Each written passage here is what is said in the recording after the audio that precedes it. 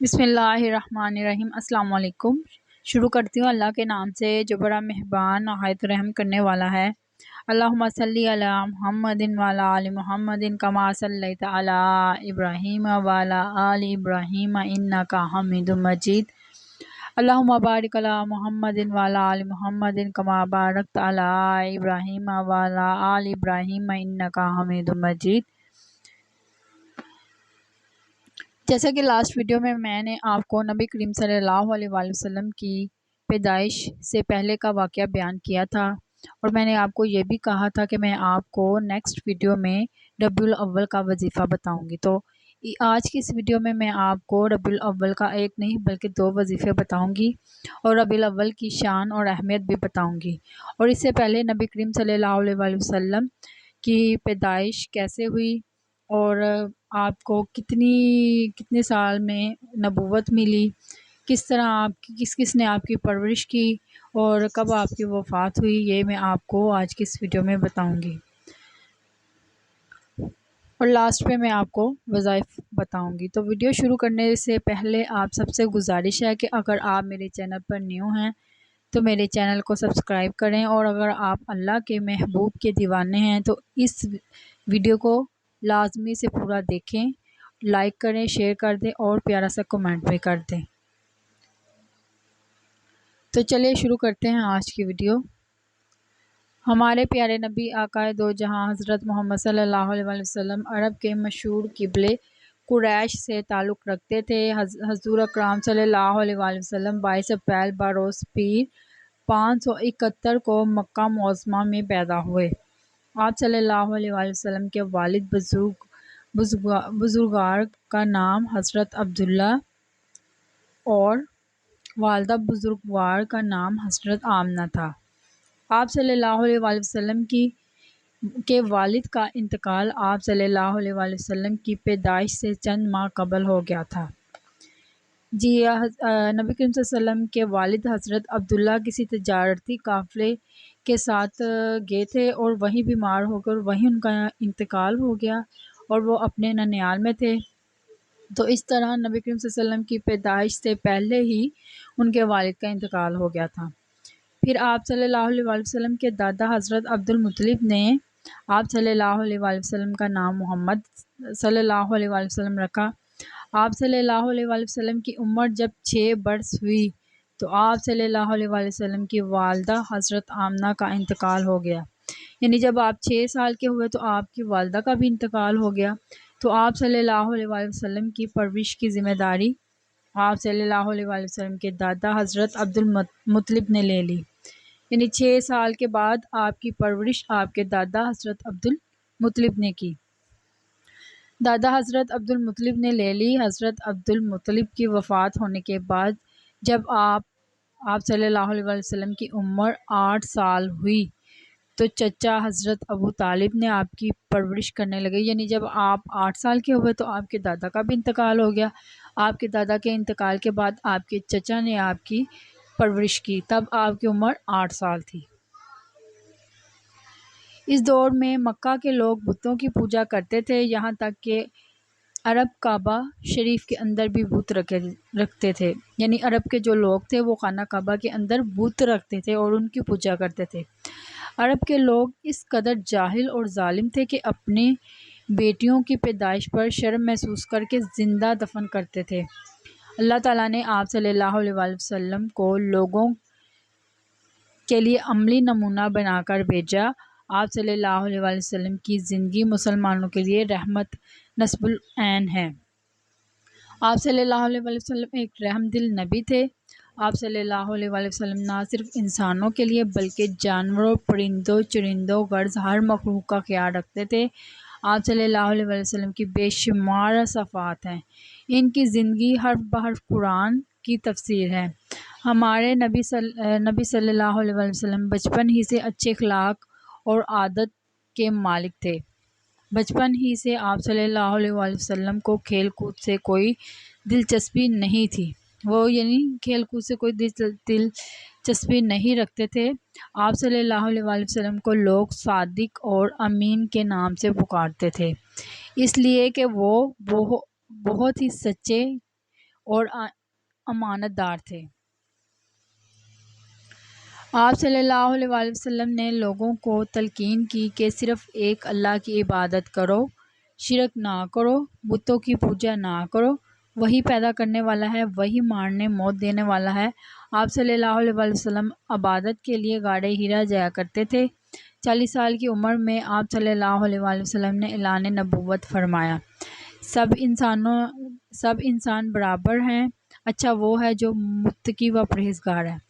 یعنی آپ صلی اللہ علیہ وآلہ وسلم نے یہ انسانوں کے درمیان جو تفرقات تھے وہ ختم کر دیے، اور آپ صلی اللہ علیہ وآلہ وسلم نے فرمایا کہ سب انسان برابر ہیں۔ اگر کوئی ایک دوسرے کو اگر فضیلت ہے تو وہ صرف تقوی کی بنا پر ہے، متقی و پرہیزگار کی بنا پر ہی کسی کو فضیلت ہے کسی پر۔ آپ صلی اللہ علیہ وآلہ وسلم کا وصال 12 ربیع الاول سن 11 ہجری کو 63 سال کی عمر میں ہوا، اور اہل تشیع کے مطابق حضور اکرم صلی اللہ علیہ وسلم کا وصال 17 ربیع الاول کو ہوا۔ آپ صلی اللہ علیہ وآلہ وسلم کا روضہ مبارک مدینہ منورہ میں ہے۔ اللہ ہم سب مسلمانوں کو اتفاق و اتحاد میں رکھے، آمین، اور مشرکوں، غالیوں اور تکفیروں کو نیست و نابود کر دے، آمین۔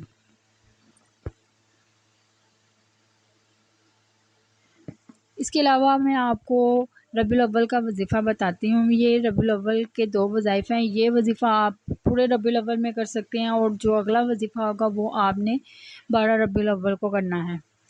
یہ جو وظیفہ ہے یہ سورہ فاتحہ کا ہے۔ آپ نے 11 مرتبہ سورہ فاتحہ پڑھنا ہے۔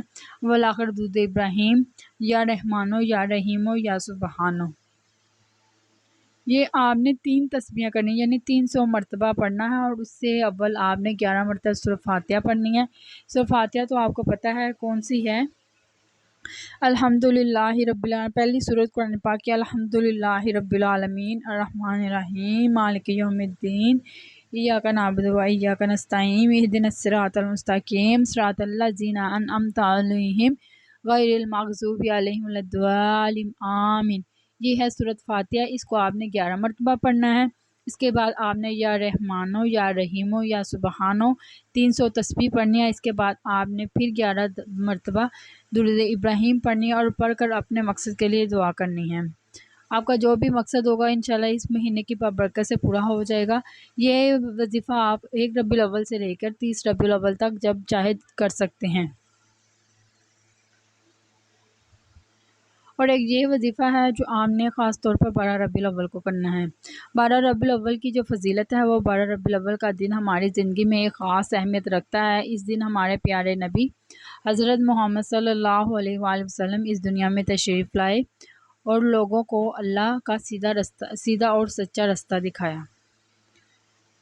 یعنی نبی کریم صلی اللہ علیہ وآلہ وسلم ہی نے آ کے دین مکمل کیا، اپنے عملی کاموں سے، اپنے عملی کرامات سے یہ دین کو مکمل کیا، اور ہمارے لیے مشعل راہ بن کر آئے۔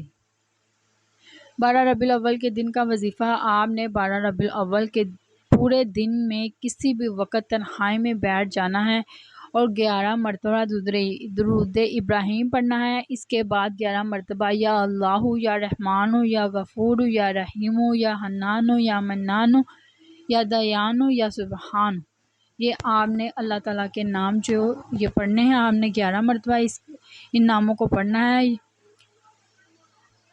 اور اس کے بعد آپ نے یاد رہے کہ ان تمام ناموں کو اکٹھا پڑھ کر ایک تصور کرنا ہے، اور جب آپ 11 مرتبہ اللہ کے یہ نام پڑھ لیں تو آپ نے آخر میں پھر سے 11 مرتبہ درود ابراہیم پڑھنا ہے، اور پھر اللہ سے خصوصی دعا مانگنی ہے۔ یعنی 12 ربیع الاول والے دن آپ یہ کسی بھی دن یہ وظیفہ کر سکتے ہیں۔ یہ 11 دفعہ درود ابراہیم، پھر 11 مرتبہ یہ اللہ تعالیٰ کے نام، صفاتی نام، اس کے بعد 11 مرتبہ پھر سے درود ابراہیم پڑھنا ہے۔ پڑھ کے پھر آپ نے اللہ تعالیٰ سے اللہ کے حضور دعا مانگنی ہے نبی کریم صلی اللہ علیہ وآلہ وسلم کے توفیل سے۔ انشاءاللہ اس کے کرنے سے آپ کی جو بھی مقصد، جو بھی حاجات ہوگی وہ پوری ہو جائے گی۔ اب آپ یہ بتاتی ہوں میں آپ کو وظیفہ پڑھنے کے فائدے، اس وظیفے کے پڑھنے کے کیا فائدے ہیں۔ اس وظیفے کو پڑھنے سے آپ کو بہت سے فائدے ہوں گے۔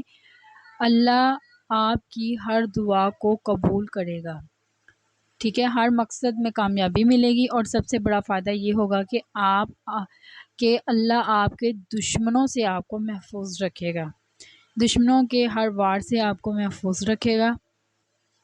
وظیفہ کرتے وقت آپ نے چند ایک باتوں کا دھیان رکھنا ہے کہ متعلق ضروری باتیں وظیفے کو آپ نے پورے یقین سے کرنا ہے، ٹھیک ہے، یقین کامل کے ساتھ کرنا، اللہ تعالیٰ پہ یقین رکھنا ہے، اور نبی کریم صلی اللہ علیہ وسلم کی ولادت کے صدقے سے جو ہے نا یہ وظیفہ کرنا ہے۔ وظیفہ پڑھنے کے دوران آپ نے کسی سے بھی کوئی بات چیت نہیں کرنی۔ یہ تو ہم سب کو معلوم ہے کہ ہم جب بھی کوئی وظیفہ کریں تو ہمیں چاہیے کہ اس کے درمیان ہم بات چیت نہ کریں، خاموشی کے ساتھ، پورے توجہ کے ساتھ، پورے یقین کے ساتھ وہ وظیفہ کریں۔ وظیفہ پڑھنے کا جو طریقہ بتایا ہے آپ نے اسی طریقے سے وظیفہ پڑھنا ہے۔ وظیفہ خود بھی پڑھیں اور صدقے کی نیت سے دوسروں کے ساتھ بھی ضرور شیئر کریں، جزاک اللہ۔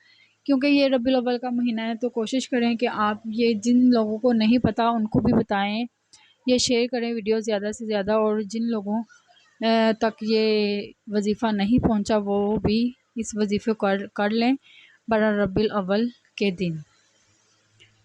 تو امید کرتی ہوں کہ آپ کو آج کی یہ ویڈیو پسند آئی ہوگی۔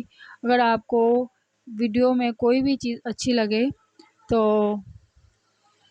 ویڈیو کو لائک کر دیں، چینل کو سبسکرائب کر دیں، اور پیارا سا کمنٹ کر دیں کہ اگر آپ کو کوئی ایسا وظیفہ چاہیے کسی بھی حاجت کے متعلق تو ایک کمنٹ میں لکھ دیں۔